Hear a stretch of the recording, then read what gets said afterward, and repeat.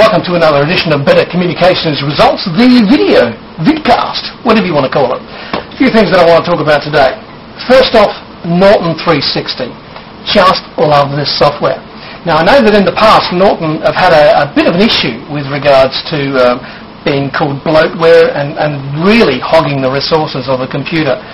Those days are long gone.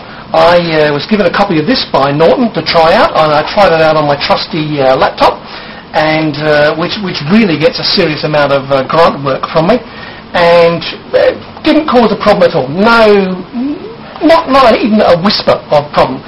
So I'm now installing it onto my main PC because I just think this is an absolutely fabulous resource. I had Norton stuff before. What did I have? Another Norton one before. Hang on. Norton, I can't even remember what it was. Norton Internet. Yeah, Norton Internet Security something or other. But this 360 is even better than that. If it has a downside, and there's only one downside, is that it does give you the opportunity in this software to back up your files to Norton's own server where it's sort of stored safely. The size of your backup isn't very large, and if you wanted to expand that, it's very, very expensive. And there are a lot cheaper alternatives out there, a lot less costly alternatives, I should say. Not so much cheaper, but less costly. However, if you want to stick with the brand name, that's what you're paying for, their safe is great.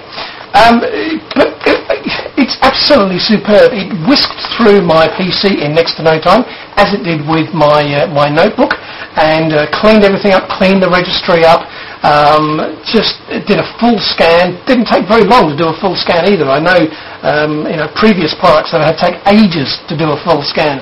Didn't take long for Norton 360, but it found a whole lot of ugly stuff in there. So very, very impressed with Norton 360. Strongly recommend you go out and buy this. And when you buy this from a retailer, you can actually load it onto 3 PCs. So that's good value. If you've got 3 PCs around the house, just the one copy will do it. Okay, next that I wanted to talk about was this fabulous little podcasting interview mic. This comes from, you can pick them up from easyspeak.co.uk, and it is absolutely brilliant. Now, it looks a little bit dinky, but the sound quality is great.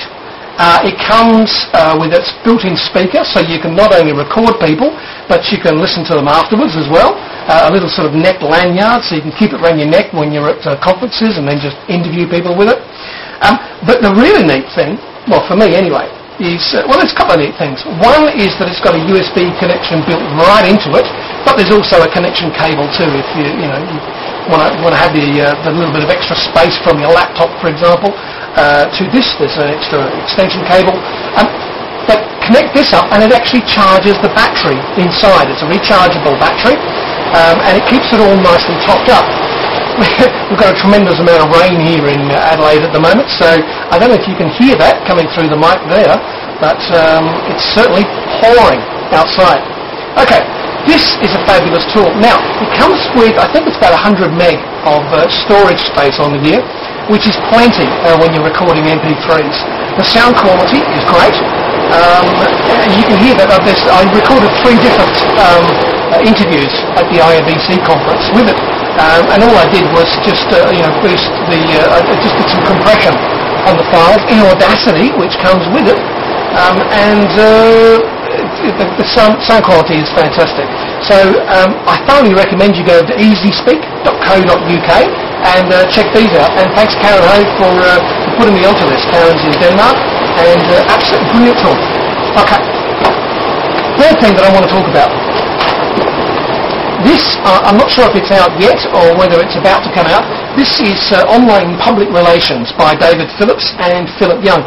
It's for the Chartered Institute of Public Relations in the UK, and it's put out by Kogan Press. The Kogan Press people do lots and lots of management books. This is fantastic. It's a great resource. Thoroughly recommend that when it does come out through Kogan Page, you get yourself a copy. There's a wonderful chapter here on ethics, which I think is good enough that you need to actually lecture as if you're lecturing in PR, then you need to seriously think about photocopying the chapter and handing it out to students, because it is a fantastic chapter on the ethics of online PR. And talking about all sorts of different issues that we've come across over the last few years in the blogosphere.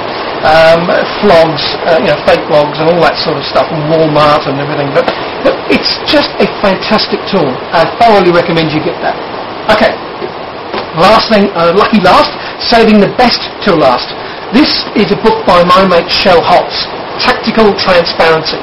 He's co-written it with John Havens. Don't know who John Havens is, but Shell Holtz is the man. He's lead author in this.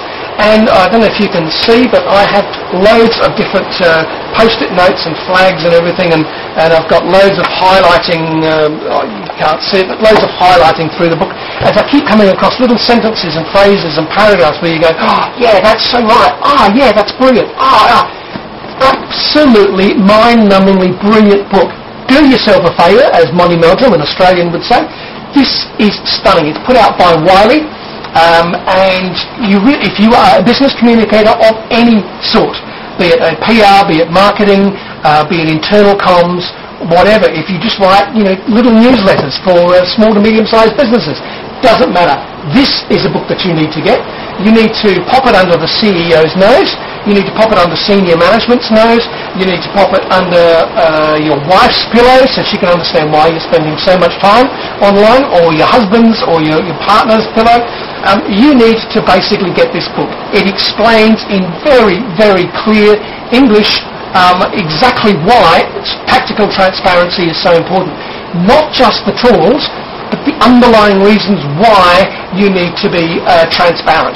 And it goes and shows you, the tricks and the reasons why you need to be transparent and how you can do that. And also, because it's a cultural change, quite often for companies a cultural shift.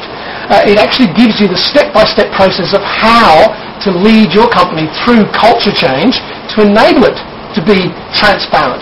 Now, as Shell and John go to lengths to point out, it doesn't mean that you have to stick your confidential data up online, and you don't have to stick your payment and everything. There are natural things that need to stay private. But when it comes to discussing a lot of stuff that is currently private could well do with being out in the real world where people can talk about it. And this book will show you how. I cannot rate this book highly enough. It is brilliant, and I strongly recommend that you get yourself a copy. Beg, borrow, steal, mug your granny for it. But it's a brilliant book. Do yourself a favour. Okay. That's it for today.